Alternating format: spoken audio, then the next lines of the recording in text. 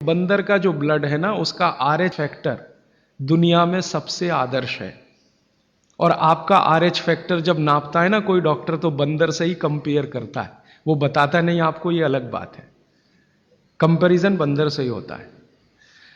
कारण उसका है कि उसको कोई बीमारी आ नहीं सकती, ब्लड में कोलेस्ट्रॉल बढ़ता नहीं, ट्राइग्लिसराइड कभी बढ़ता नहीं, डायबिटीज कभी होती नहीं, शुगर कितनी भी बाहर से इंट्रोड्यूस करो उसके ब्लड में टिकती नहीं।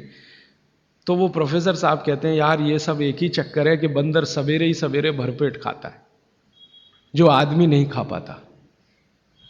तो वो प्रोफेसर रविंद्रनाथ शानबाग ने कुछ अपने मरीजों को कहा कि देखो भैया, बंदर की तरह से खाओ, माने सुबह सुबह भरपेट खाओ।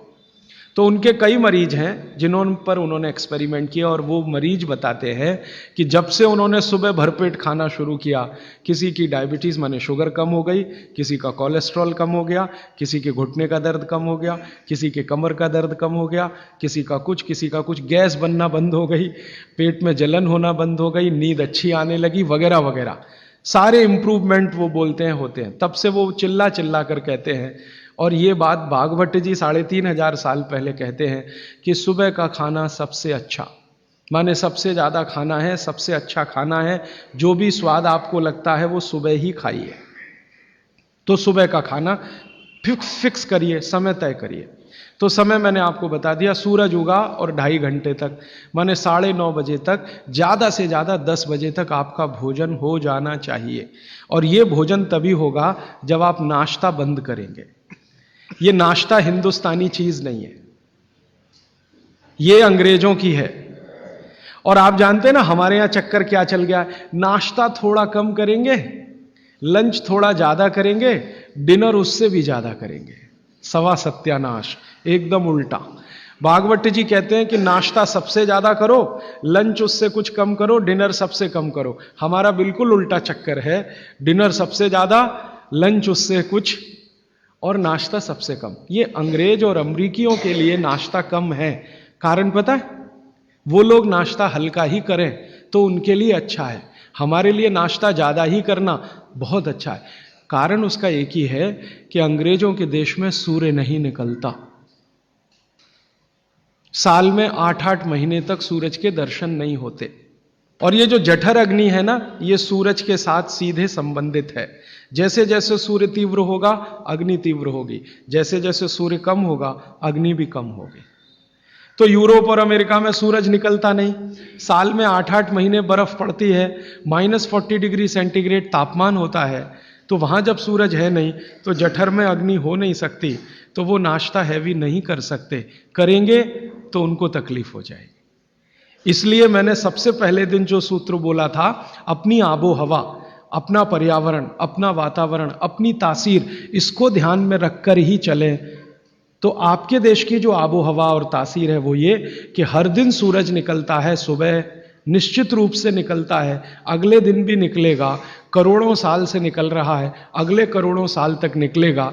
इसलिए भारत में every morning is good morning, सभी सुबह अच्छी है। यूरोप वाले तरसते हैं गुड मॉर्निंग के लिए, अच्छी सुबह होती नहीं वहां। इसलिए हर एक आदमी दूसरे को विश करता है, may I wish you to have a good morning.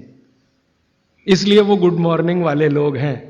हमारे यहां तो every morning is good morning.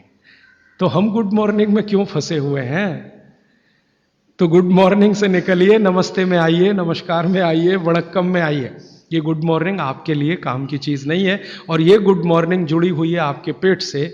जितनी अच्छी सुबह होगी, माने सूर्य जितना अच्छा होगा, उतनी तीव्र जठर अग्नि होगी, उतना ही अच्छा भोजन करिए। तो वो कहते हैं कि सुबह का खाना आप भरपेट खाइए, माने नाश्ते को लंच में बदल दीजिए, ठीक है, 9:30 बजे तक, 10 बजे तक ज्यादा से ज्यादा। फिर आप इसमें तर्क और कुतर्क मत करिए, जी हमको दुकान जाना है, हमको ऑफिस जाना है, हमको दुनियादारी संभालनी है। किसके लिए? इसी पेट के लिए ना। ये दुनियादारी कर किसके लिए? आप इसी पेट के लिए ना। तो पेट तो दुरुस्त होने के लिए भागवत जी कह रहे हैं कि भाई इसको संभाल लो तो दुनियादारी संभलती है। और ये गया तो दुनियादारी संभाल के करेंगे क्या? मान लीजिए पेट ठीक नहीं है, स्वास्थ्य ठीक नहीं है, आपने 10,000 करोड़ कमा लिया, क्या करेंगे? डॉक्टर को ही देंगे ना। तो डॉक्टर को देने से अच्छा किसी गौशाला वाले को दे दीजिए, पेट दुरुस्त कर लीजिए। तो पेट आपका है तो दुनिया आपकी है, ये आप जान लीजिए। इसलिए पेट को दुरुस्ती के लिए भागवत जी कहते हैं सुबह का खाना भरपेट खाइए। माने आप बाहर निकलें घर के तो छक कर खाना खा के निकलिए, भोजन करके ही निकलिए। दोपहर को 12 बजे से 1 बजे के बीच में जठर अग्नि की तीव्रता कम होना शुरू होती है, तो उस समय थोड़ा कुछ हल्का खाएं। माने जितना सुबह खाया उससे कुछ कम खाएं तो अच्छा है, ना खाएं तो और भी अच्छा है। खाली फल खा लें, जूस पी लें, दही पी लें, मट्ठा पी लें, आदि आदि। शाम को फिर खाएं। अब शाम का भागवत जी कहते हैं कि आपने एक चीज देखी है ना, वो बहुत प्रकृति से सीखने की जरूरत है। दीपक भरा तेल का दीपक आप जलाना शुरू करिए तो पहली लौ खूब तेजी से जलेगी, ठीक है, और अंतिम लौ भी तेजी से जलेगी। माने दीपक जब बुझने वाला होगा तो बुझने से पहले वो बहुत तेज जलेगा। यही पेट का भी नियम है। जठर अग्नि सुबह सुबह बहुत तीव्र होगी और शाम को जब सूर्यास्त होने जा रहा है तब भी तीव्र होगी, बहुत तीव्र होगी। तो कहते हैं शाम का खाना सूरज के रहते रहते खा लो। सूरज डूबा तो अग्नि भी डूबी। तो वैसे तो जैन दर्शन में कहा है रात्रि भोजन निषेध है, भागवत जी भी यही कहते हैं, तरीका अलग है बस। आप अहिंसा के लिए कहते हैं, वो स्वास्थ्य के लिए कहते हैं। वो ये कहते हैं शाम का खाना तो सूरज डूबने के बाद दुनिया में कोई नहीं खाता। गाय को खिला के देख लो, नहीं खाएगी। भैंस भी नहीं खाती, खिला के देख लो। बकरी भी नहीं खाएगी, बकरा गधे को खिला के देख लो, खाता नहीं। हाँ, बिल्कुल नहीं खाता। आप खाते हैं तो आप अपने को कंपेयर कर लीजिए कि किसके साथ हैं आप।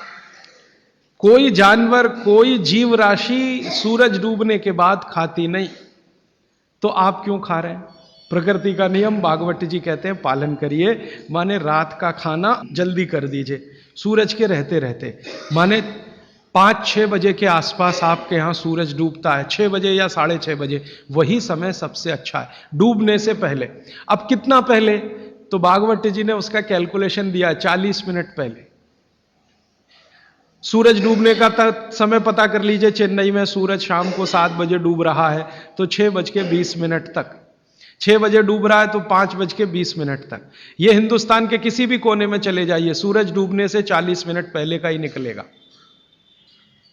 तो 40 मिनट पहले शाम का खाना खा लीजिए और सुबह का तो सूरज निकलने के 2.5 घंटे तक कभी भी खा लीजिए। दोनों समय पेट भर के खा लीजिए। फिर कहेंगे जी रात को क्या? तो रात के लिए भागवत जी कहते हैं कि एक ही चीज है रात के लिए, कि आप कोई तरल पदार्थ ले सकते हैं, जिसमें सबसे अच्छा उन्होंने दूध कहा है। साध्वी जी तो वो भी नहीं ले सकते, साधु तो वो भी नहीं ले सकते, लेकिन आप गृहस्थी लोग हैं तो इतनी छूट चाहें तो आप ले सकते हैं। भागवत जी कहते हैं कि शाम को सूर्य डूबने के बाद, मैंने आपको कल कहा था, हमारे पेट में जठर स्थान में कुछ ऐसे हार्मोन्स या एंजाइम्स या रस पैदा होते हैं जो दूध को पचाते हैं। इसलिए वो कहते हैं सूर्य डूबने के बाद जो चीज खाने वाली है वो दूध है, या पीने वाला है वो दूध है। तो रात को दूध रख लीजिए, 6 बजे तक भरपेट खाना रख लीजिए। सुबह का खाना अगर आपने 9:30-10 बजे खाया तो शाम को 6 बजे खूब अच्छी सी भूख लगेगी। फिर आप कहेंगे जी हम तो दुकान पे बैठे हैं 6 बजे, तो डब्बा मंगा लीजिए, दुकान में डब्बा आ सकता है। हाँ, डब्बा आने में कोई तकलीफ नहीं है। दुकान में आप 6 बजे बैठे हैं, डब्बा आपका आ सकता है। और मैं आपको हाथ जोड़कर कह रहा हूं, आप में से कोई भी डायबिटिक पेशेंट है, कोई भी अस्थमेटिक पेशेंट है, किसी को भी वात का गंभीर रोग है, आज से ये सूत्र चालू कर दीजिए।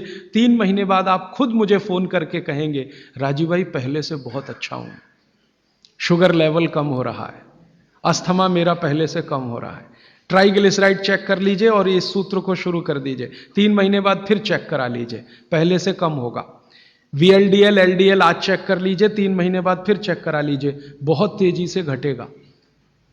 HDL आज चेक करा लीजिए, 3 महीने बाद चेक करा लीजिए, बहुत तेजी से बढ़ेगा। और HDL बढ़ना ही चाहिए, LDL VLDL कम होना चाहिए। तो ये सूत्र भागवत जी का जितना संभव हो आप ईमानदारी से